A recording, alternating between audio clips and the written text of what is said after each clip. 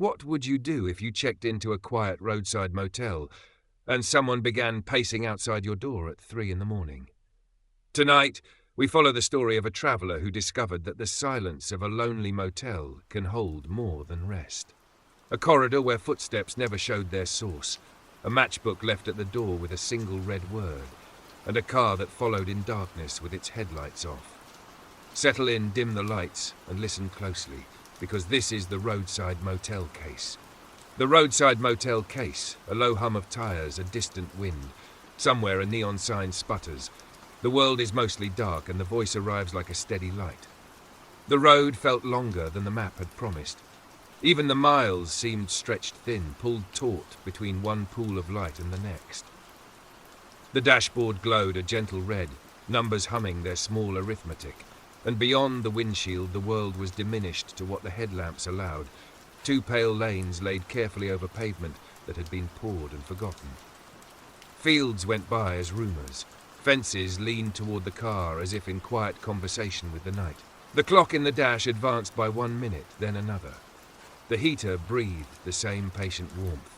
It had been a practical choice to leave the interstate. Less traffic, fewer trucks, maybe a shorter route by 10 or 12 minutes if the lights were kind. But shortcuts along back roads are stories the dark tells to itself. Towns thinned to clusters of houses. The houses gave way to barns, and the barns to fields that had never agreed to be measured. There were long stretches where nothing moved at all, and in those stretches, the quiet took on a personality. It did not menace. It simply watched. The first sign of the motel arrived the way a memory does, a colour before a shape, red, wavering. Then the outline of block letters, half-veiled, vacancy, turning on and off like a heartbeat that couldn't decide. At the edge of the lot, the asphalt gave up and became gravel. The tyres answered with a low crunch that sounded louder than it should have. The building itself was a low, 1-story row with a roof that sagged slightly in the middle, as if the years had gathered there to rest. 12 doors, 12 narrow windows, a soda machine that glowed an anemic blue. Inside the office, the air smelled faintly of coffee that had been made 2 hours ago and surrendered, and of the paper kind of dust. A small bell sat on the counter, but pressing it felt unnecessary. The room itself had the attention of someone in it. After a moment, a man appeared from a doorway in back. Middle-aged, hair going thin, a shirt buttoned 1 notch too high. His manner wasn't unfriendly. It was resigned in the way of late hours. "One night?" he asked, and the voice had the softness of someone careful not to disturb a room that was almost sleeping. A key slid across the counter on a brass fob stamped with the number 12.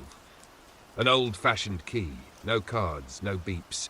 There was a pen on a chain, a register whose top page had already accepted the names of people who would leave before anyone noticed they had come. Outside the corridor was a thin skin of light. In it, dust floated like snow that had become tired of being cold. Room 12's lock resisted at first, as if it hadn't made up its mind. Then it yielded with a soft metal click that was too loud in the quiet. The room was not unkind.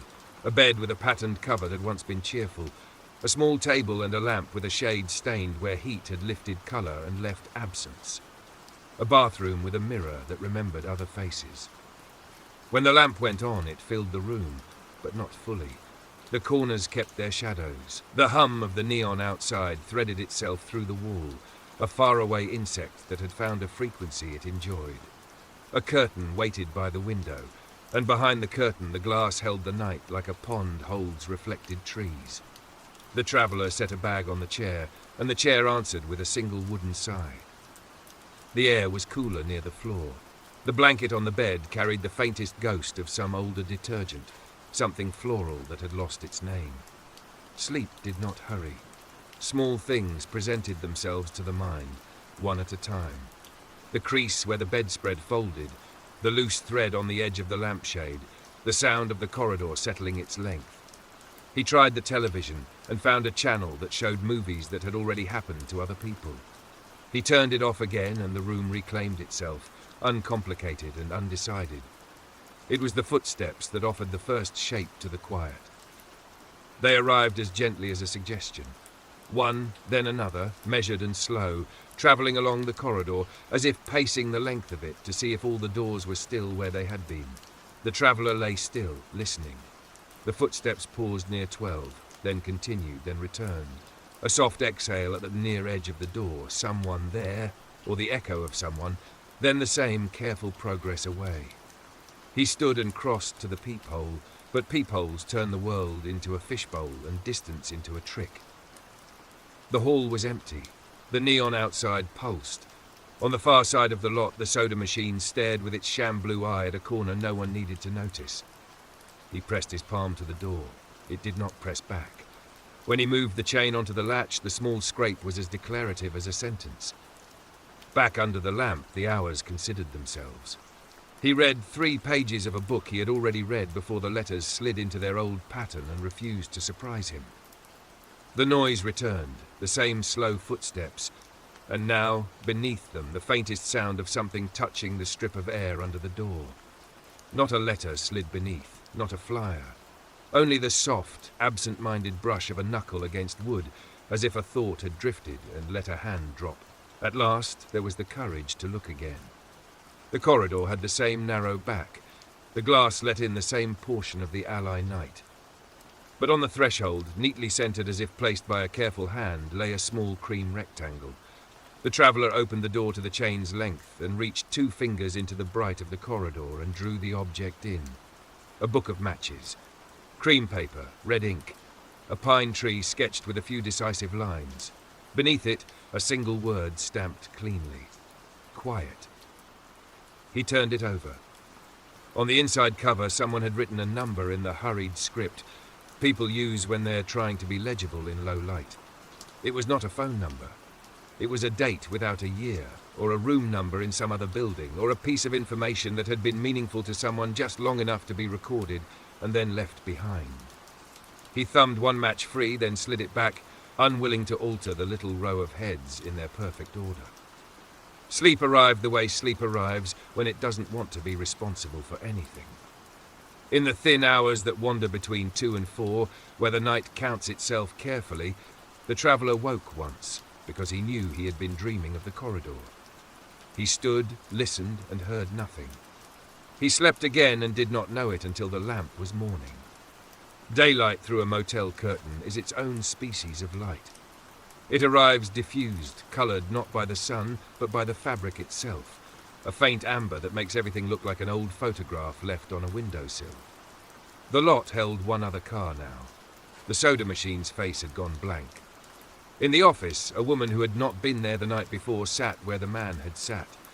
Her eyes were familiar with the paperwork of passage. When he turned the key in and asked, as if in passing, whether there had been anyone else checked into the rooms near 12, she looked to the left and then to the right, the way people do when they measure their answer against something invisible. No, she said. Quiet night. He nodded like a person who accepts a weather report. The matchbook lay in his pocket where it felt like nothing and also like something. He placed a cup under the carafe by the microwave, poured and tasted coffee that had made its peace with the morning. Outside, the gravel forgot the shape of his tires as soon as he left. He didn't mean to look back, but the mirror in daylight remembers different things than it does at night. The building wore the same expression, the red letters of the sign refusing to apologize for themselves. He kept a steady speed until the lot was a sentence the road didn't need anymore. The back road joined a larger road, and the larger road offered lanes and a limit, and the company of other vehicles that consented to be themselves. The quick animal beat of near traffic is a comfort that cities teach you to miss. The traveller felt the tension move to some other shelf inside him. 2 hours later, the sky considered weather and decided against it. The line of the day was straight. Fields went by in their morning colours. The phone rested face down, the screen cool, the battery keeping its reserve like a good friend. The matchbook beside it looked like an unimportant thing. The mind had begun to categorize the night as a story the dark had told for its own entertainment. And then the car in the mirror joined the day with its lights off. At first it was only a shape, a dark oval nested in the larger dark of the distance. Then the shape kept its distance as skillfully as if the distance were a rope stretched between the two vehicles. When the traveller slowed for a curve, the shape honoured the demonstration. When he sped up slightly, the shape accepted the generosity and returned it. Headlamps that did not exist, chrome that refused to glint. A driver who was only a placeholder for a question. There are decisions people make without describing them to themselves. The traveller did not reach for the phone, because a phone is the beginning of a relationship. And relationships have rules, and the day had not made any new promises yet. He did not slow to invite, and he did not accelerate to challenge. He drove as if he were demonstrating to a nervous animal that he was not made of sudden motions. The sign for the emergency call box arrived with the clarity of things that were planned decades ago. A small rectangle of metal with words stamped into it that had outlasted snow and summer and the indifference of most drivers. Call box 1 mile, with an arrow that did not care what you thought of it. He signalled, feeling foolish for signalling where no one could possibly care, and then he cared because he could. The small shoulder opened its mouth, offered a square of old concrete, and the car settled on it with gratitude. The call box door was a colour that had once asked to be compared to the sky and had been refused. It had grown old without learning to complain. Inside, the handset waited the way handsets wait in places where they know they are almost never wanted until they are wanted completely. The traveller lifted it. The line answered with a hum, a promise that someone had built this road with a companion at every mile. He pressed the button marked Connect and listened for the sound of a person. The voice, when it came, did not sound like an operator. It sounded like a whisper that had been lowered to avoid trouble. The first syllable was not a word. The second was, "Don't," and then the breath of a person fast walking across a porch, trying not to be seen. He steadied his own breath as if it were the voice's, as if letting it waver would shatter the fragile thread. "I'm at the box," he said. "Is someone hurt?" Wind spoke across the fields, a static that was more like the night remembering itself than like electricity. "Head." The rest of the word broke and reassembled like a postcard dropped into a puddle and picked up. "Light. Matches." The line went dead with the decisiveness of a door closing in a house where everyone is trying to sleep. He stood with the handset in his hand until the nerve of the gesture resolved back into habit. The car in the mirror had not moved. It had the stillness of a thing that interprets stillness as an action. The traveller replaced the handset with the care people use when they are putting down something that doesn't belong to them. He returned to the car. He told himself he would wait for a car with an emblem on the door. He told himself he would watch the shape for as long as the day would let him. It was then that he found the second matchbook, caught under the lip of the wiper like something that wanted to be mailed. He slid it free. Cream paper. Red ink. The pine drawn hurriedly this time, as if the hand that had drawn it had needed to be somewhere else 2 seconds later. Quiet, the same red word. On the inside cover, a set of letters and numbers, a sequence that could have meant a date or a room or a mile marker. He held the 2 matchbooks together, one in each palm, and then set them side by side on the console like birds that had learned the trick of stillness. If fear were a loud thing, it would be easier to carry. What he felt instead was attention sharpened, a pencil turned in a small hand. He watched the shape in the mirror. It idled without headlights. Then, as if someone had remembered a rule, the lights came gently on. The car moved to the left, considered, and passed.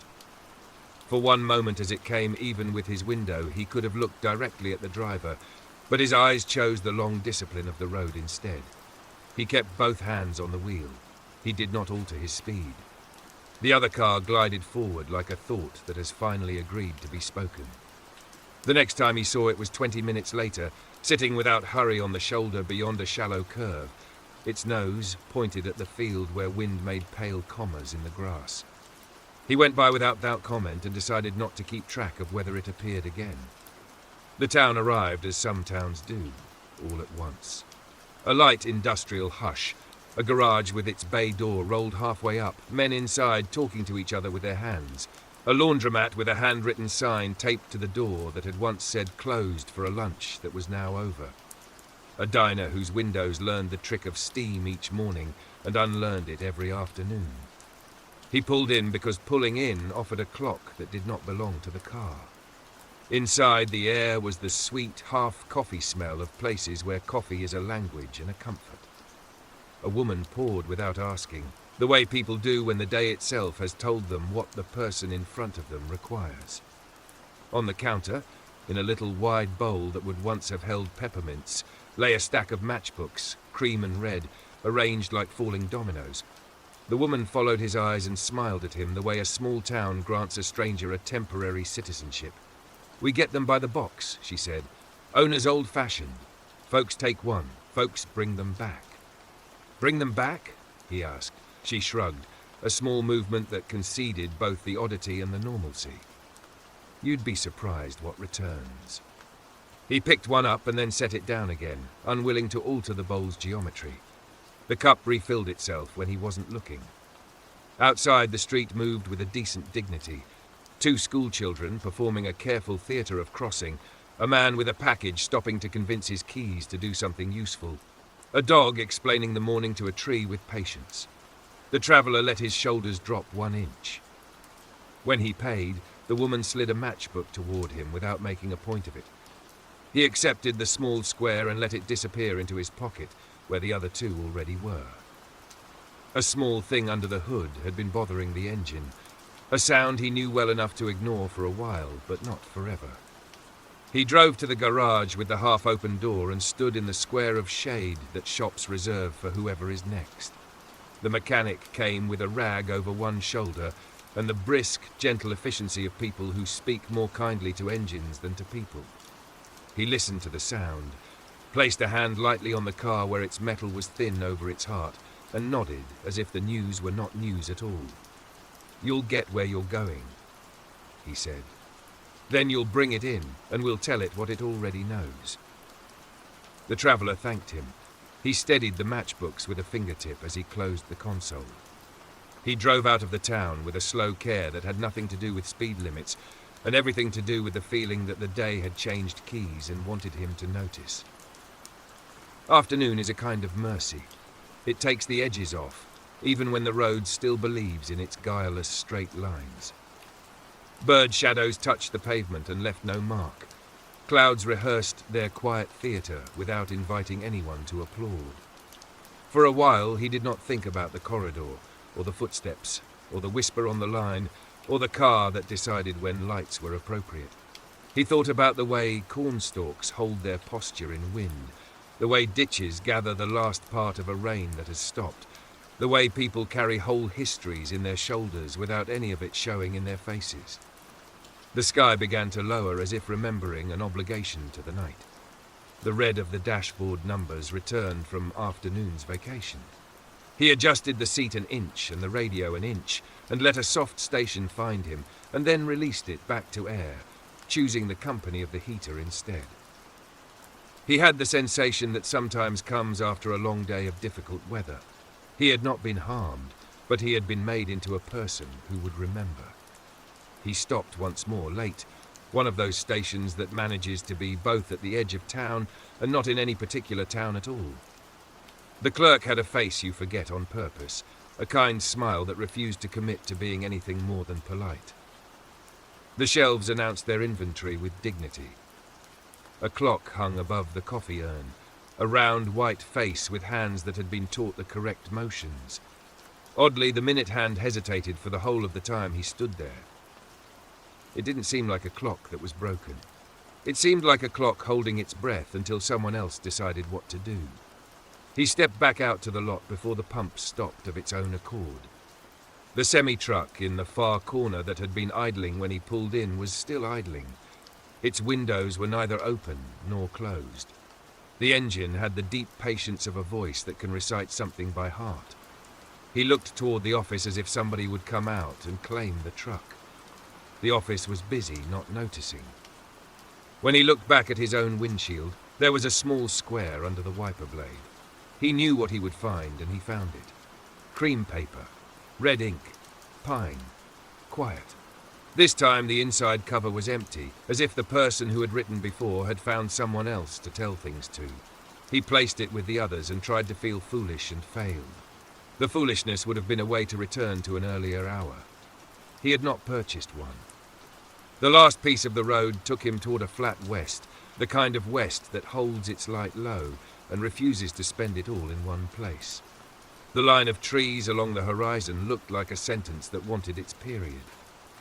He drove within the law of his own machine, which had been faithful long enough to deserve it. At some moment, he only realized later, he began to repeat a sentence in his head that had attached itself to the day. It was quieter than it should have been. The phrase did not accuse. It did not plead.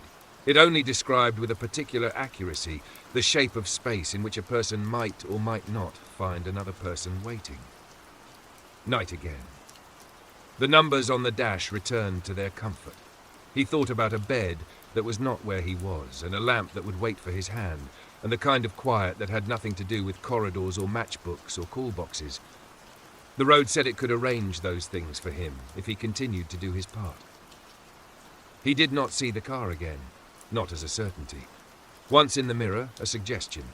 Once in the next lane for a breath, then gone, as if the night had changed its mind.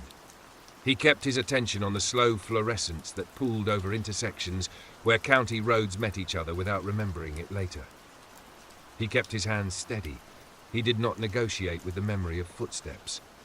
The place he had chosen to stop was newer, made to look like other places people had once trusted. A room under a second floor. A door that did not require a chain to announce its loyalty. A lamp whose shade had not learned the color of heat. He turned the key and the room greeted him politely. He set his bag down and left it unopened. He set the matchbooks on the table near the bed and turned them so the red word faced the room. He slept. When morning came, it was the unadorned morning of a place that does not know you. He stood by the window and watched an ordinary street give itself back to people. A van making a delivery. A woman in a coat that had a story. A boy with a backpack feeding the day a joke. He made coffee that had no right to be good and was. He washed his face with water that understood its job. He stood at the table and picked up the matchbooks one by one, counting their small teeth, feeling their nothing weight, acknowledging their presence. He slid one into his pocket because it had asked to be kept without speaking. He left the others in the drawer of the table, not as a message for anyone else, just as a fact. He opened the door and the hallway made no comment on who he had been when he had arrived and who he might be now. On the way out of town, there was a place where the road bent around a stand of trees that had not agreed to the bend. At the bend's far edge, on the shoulder, a car sat quietly with its lights off, as if considering the question of whether light is a decision or a condition. The traveller felt nothing dramatic pass through him. He did not even slow. He looked once and then gave the road back to itself. By the time he looked again, the shoulder was empty. He drove until the day forgot it had ever been dark. He drove until the sentences of the night rearranged themselves into the paragraphs of a calendar. He drove until the small red word in his pocket felt not like a warning, and not like a superstition, but like a vowel in a language the road had been teaching him for hours. That night, he set the matchbook on a table by a lamp in a room that knew his name and did not need to say it. He turned the word so that quiet faced the room, as if there were anyone there who might need reminding. He slept without footsteps. He woke to the uncomplicated sound of a city morning. He put the matchbook back into his pocket before he went out, not because he believed in it or because he didn't, but because some things keep you company better than you expect. And when the door closed behind him, and the hallway made the small exhale hallways make when they are relieved of responsibility, the world outside looked exactly like the world he had always known. Which is not to say that it was. A long, soft fade. The neon's remembered buzz thins to a thread and disappears. Tires replace it for a moment, then the steady, ordinary hush of a room where a cup cools beside a lamp. Silence holds for one breath longer than it needs to, then lets go. The traveller left the motel behind, but the silence followed, a matchbook in his pocket, a word he would never forget, and a question that may never be answered. Night has a way of turning ordinary places into something else entirely. A motel room, a roadside call box, A car in the mirror with no headlights on. Have you ever felt that kind of quiet? The kind that presses in until you're certain you're not alone. Share your story in the comments below. Someone else may find comfort in knowing they're not the only one who's heard the silence. If this story stayed with you, join us again next week as we explore another true crime horror born in the shadows. Until then, stay safe and stay quiet. Fade to black, neon hum thinning into silence.